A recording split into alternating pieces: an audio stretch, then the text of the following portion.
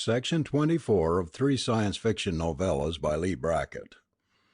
Part 4 of the Vanishing Venusians. The blackbirds darted at Harker, but the compulsion that sent them flickered out too soon. The ferns and creepers shook, and then were still, and the birds flew heavily away. Matt Harker stood up. He thought he might have a little time. The flower people probably kept in pretty close touch mentally, but perhaps they wouldn't notice Button's absence for a while. Perhaps they weren't prying into his own thoughts, because he was Button's toy. Perhaps— He began to run, toward the cliffs where the finished place was. He kept as much as possible in the open, away from shrubs. He did not look again, before he left, at what lay by his feet. He was close to his destination when he knew that he was spotted. The birds returned, rushing down on him on black whistling wings. He picked up a dead branch to beat them off, and it crumbled in his hands. Telekinesis, the power of mind over matter. Harker had read once that if you knew how you could always make your point by thinking the dice into position. He wished he could think himself up a blaster. Curved beaks ripped his arms. He covered his face and grabbed one of the birds by the neck and killed it.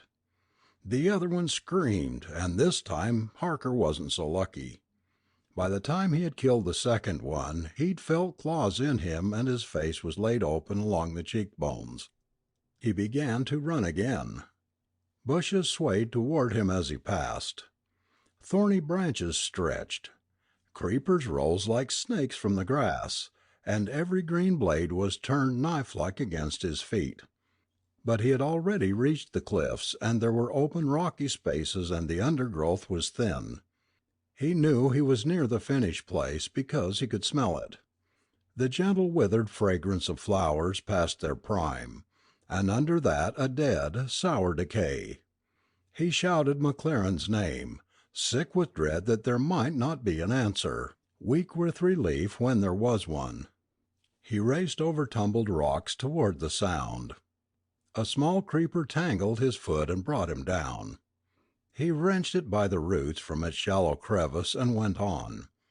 As he glanced back over his shoulder he saw a thin white veil, a tiny patch in the distant air, drifting toward him. He came to the finished place. It was a box canyon, quite deep, with high sheer walls, so that it was almost like a wide well. In the bottom of it bodies were thrown in a dry, spongy heap. Colorless flower bodies, withered and gray, an incredible compost pile. Rory McLaren lay on top of it, apparently unhurt. The two packs were beside him, with the weapons. Strewn over the heap, sitting, lying, moving feebly about, were the ones who waited, as Button had put it, to stop. There were the aged, the faded and worn out, the imperfect and injured, where their ugliness could not offend. They seemed already dead mentally. They paid no attention to the men, nor to each other. Sheer blind vitality kept them going a little longer, as a geranium will bloom long after its cut stalk is desiccated. "Matt," McLaren said. "Oh, God, Matt, I'm glad to see you." "Are you all right?" "Sure. My leg even feels pretty good. Can you get me out?" "Throw those packs up here." McLaren obeyed. He began to catch Harker's feverish mood, warned by Harker's bleeding, ugly face that something nasty was afoot. Harker explained rapidly while he got out one of the ropes and half-hauled McLaren out of the pit. The white veil was close now, very close. "Can you walk?" Harker asked. McLaren glanced at the fleecy cloud. Harker had told him about it. "I can walk," he said. "I can run like hell." Harker handed him the rope. "Get around the other side of the canyon. Clear across, see?" He helped McLaren on with his pack. "Stand by with the rope to pull me up, and keep to the bare rocks." McLaren was off. He limped badly. His face twisted with pain. Harker swore.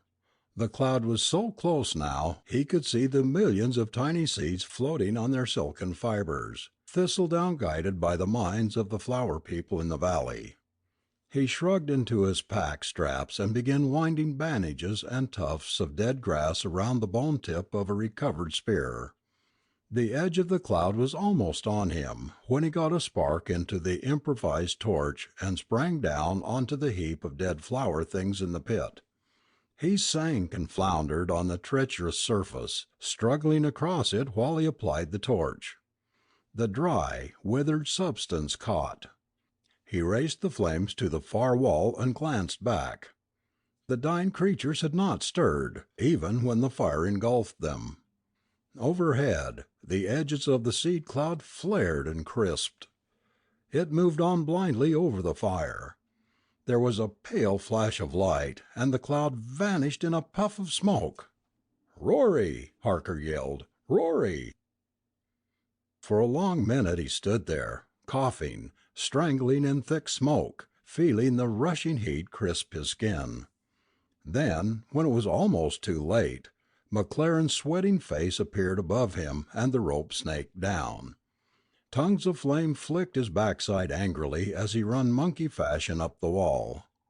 They got away from there, higher on the rocky ground, slashing occasionally with their knives at brush and creepers they could not avoid. McLaren shuddered. "It's impossible," he said. "How do they do it?" "They're blood cousins, or should I say sap? Anyhow, I suppose it's like radio control, a matter of transmitting the right frequencies. Here, take it easy a minute." McLaren sank down gratefully. Blood was seeping through the tight bandages where Harker had incised his wound. Harker looked back into the valley. The flower people were spread out in a long crescent, their bright multicolored heads clear against the green plain. Harker guessed that they would be guarding the pass. He guessed that they had known what was going on in his mind as well as Button had. New form of communism, one mind for all and all for one mind. He could see that even without McLaren's disability they couldn't make it to the pass. Not a mouse could have made it. He wondered how soon the next seed cloud would come. "What are we going to do, Matt? Is there any way?" McLaren wasn't thinking about himself. He was looking at the valley like Lucifer yearning at paradise, and he was thinking of Vicky. Not just Vicky alone, but Vicky is a symbol of 3,800 wanderers on the face of Venus. "I don't know," said Harker. "The pass is out, and the caves are out. Hey, remember when we were fighting off those critters by the river and you nearly started a cave-in throwing rocks? There was a fault there, right over the edge of the lake. An earthquake split. If we could get at it from the top and shake it down."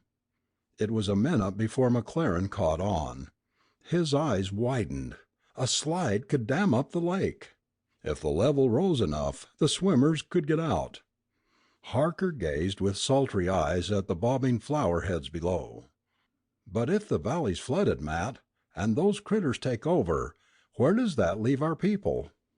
"There wouldn't be too much of a slide, I don't think. The rock's solid on both sides of the fault. And anyway, the weight of the water backed up there would push through anything, even a concrete dam, in a couple of weeks." Harker studied the valley floor intently. "See the way that slopes there. Even if the side didn't wash out, a little digging would drain the flood off down the pass. We'd just be making a new river." "Maybe," McLaren nodded. "I guess so. But that still leaves the swimmers. I don't think they'd be any nicer than these babies about giving up their land." His tone said he would rather fight Button's people any day. Harker's mouth twisted in a slow grin. "The swimmers are water creatures, Rory, amphibious. Also, they've lived underground in total darkness for God knows how long. You know what happens to angleworms when you get 'em out in the light. You know what happens to fungus that grows in the dark." He ran his fingers over his skin, almost with reverence. Notice anything about yourself, Rory? Or have you been too busy?" McLaren stared. He rubbed his own skin, and winced, and rubbed again, watching his fingers leave streaks of vivid white that faded instantly. "Sunburn," he said wonderingly. "My God, sunburn!" Harker stood up. "Let's go take a look." Down below the flower heads were agitated. "They don't like that thought, Rory. Maybe it can be done, and they know it." McLaren rose, leaning on a short spear like a cane. "Matt, they won't let us get away with it." Harker frowned. "Button said there were other ways beside the seed." He turned away. "No use standing here worrying about it." They started climbing again, very slowly on account of McLaren. Harker tried to gauge where they were in relation to the cavern beneath. The river made a good guide. The rocks were almost barren of growth here, which was a godsend. He watched, but he couldn't see anything threatening approaching from the valley. The flower people were mere dots now, perfectly motionless. The rock formation changed abruptly. Ancient quakes had left scars in the shape of twisted strata, great leaning slabs of granite poised like dancers, and cracks that vanished into darkness. Harker stopped. "That's it. Listen, Rory. I want you to go off up there, out of the danger area." "Matt, "Shut up. One of us has got to be alive to take word back to the ships as soon as he can get through the valley. There's no great rush, and you'll be able to travel in 3 or 4 days. You." "But why me? You're a better mountain man." "You're married," said Harker curtly. "It'll only take one of us to shove a couple of those big slabs down. They're practically ready to fall of their own weight. Maybe nothing will happen. Maybe I'll get out all right. But it's a little silly if both of us take the risk, isn't it?" "Yeah, but Matt—" "Listen, kid." Harker's voice was oddly gentle. "I know what I'm doing. Give my regards to Vicky and the—" He broke off with a sharp cry of pain. Looking down incredulously, he saw his body covered with little tentative flames, feeble, flickering, gone, but leaving their red footprints behind them. McLaren had the same thing. They stared at each other. A helpless terror took Harker by the throat. Telekinesis again. The flower people turning his own weapon against him. They had seen fire, and what it did, and they were copying the process in their own minds, concentrating, all of them together.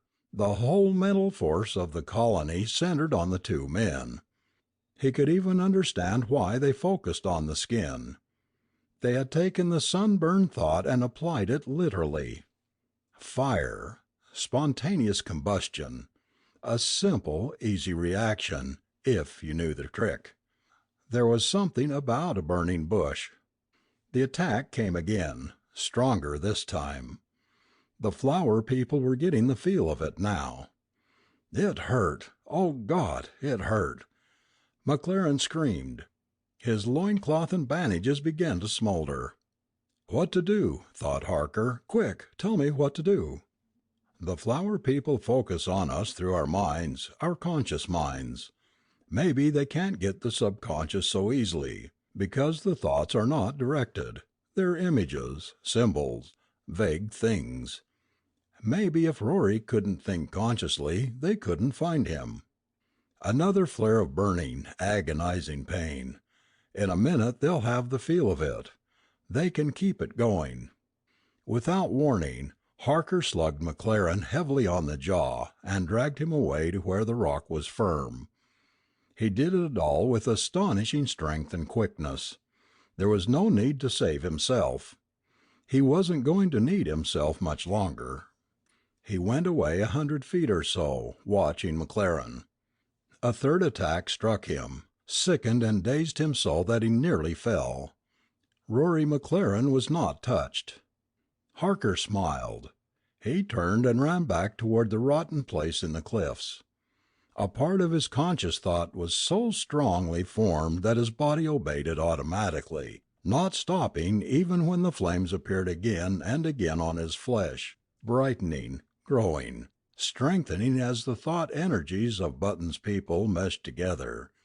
He flung down one teetering giant of stone, and the shock jarred another loose. Harker stumbled on to a third, based on a sliding bed of shale, and thrust with all his strength and beyond it, and it went too, with crashing thunder. Harker fell. The universe dissolved into shuddering, roaring chaos beyond a bright veil of flame and a smell of burning flesh. By that time there was only one thing clear in Matt Harker's understanding, the second part of his conscious mind, linked to and even stronger than the first. The image he carried with him into death was a tall mountain with snow on its shoulders, blazing in the sun. It was night. Rory McLaren lay prone on a jutting shelf above the valley. Below him the valley was lost in indigo shadows, but there was a new sound in it, the swirl of water, angry and swift. There was new life in it too. It rode the crest of the floodwaters, burning gold in the blue night, shining giants returning in vengeance to their own place. Great patches of blazing jewel-toned phosphorescence dotted the water, the flower hounds, turned loose to hunt. And in between them, rolling and leaping in deadly play, the young of the swimmers went. McLaren watched them hunt the forest people. He watched all night, shivering with dread, while the golden Titans exacted payment for the ages they had lived in darkness.